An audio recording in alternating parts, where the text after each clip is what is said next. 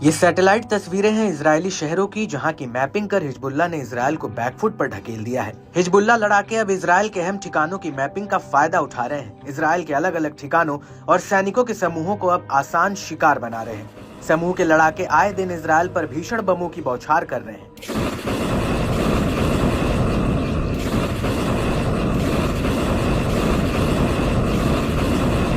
Hezbollah के सटीक हमलों के चलते इजरायली शहरों में काफी जान माल का नुकसान हो रहा है।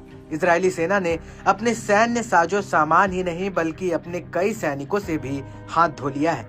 बावजूद इसके इजरायली सेना लेबनान से अपने कदम पीछे नहीं खींच रही है।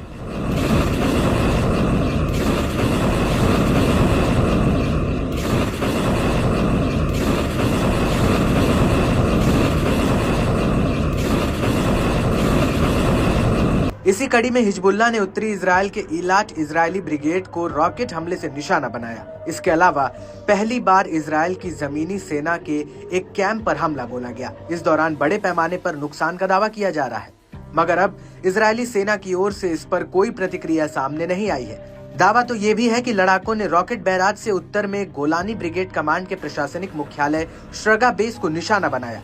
लड़ाकों ने कब्जे वाले गोलान हाइट्स में फोरान कैंप को भी अपना आसान शिकार बनाया, जो इजरायल के जमीनी बलों की तैनाती के लिए इस्तेमाल किया जाने वाला एक महत्वपूर्ण बेस माना जाता है। इसके अलावा हिजबुल्लाह के लड़ाकों ने शोमेरा, नहरिया, मेरोन, अविविम और मलिकिया की अवैध बस्तियों पर रॉकेट से हमला किया।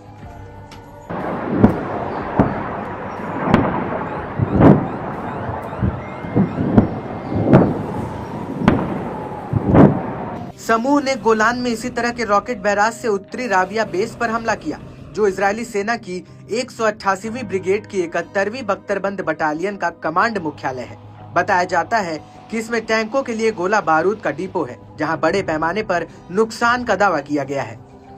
वहीं हिजबुल्लाह ने दक्षिणी लेबनान के अल बयादा शहर में भी इजरायली बलों के साथ गोरिल्ला वॉर लड़ा।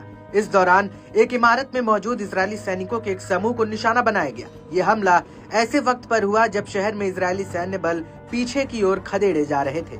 बता दें कि बीते दिनों इजरायली बलों को हिजबुल्लाह के साथ टकराव के दौरान भारी नुकसान उठाना पड़ा था। ऑपरेशन के परिणाम स्वरूप घर नष्ट हो गया और कई सैनिकों के हताहत होने की पुष्टि हुई।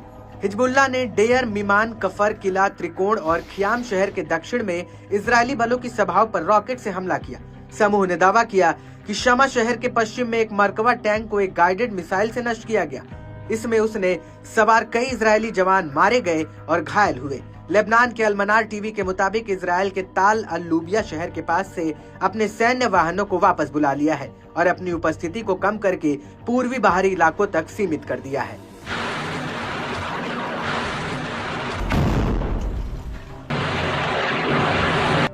इस बीच इजरायली चैनल 12 ने बताया कि हिजबुल्लाह के हमलों से उत्तर और दक्षिण इजरायल की कई सड़कें बर्बाद हो गई हैं। युद्ध ने आजीविका, अर्थव्यवस्था, पर्यटन और कृषि को तबाह कर दिया है।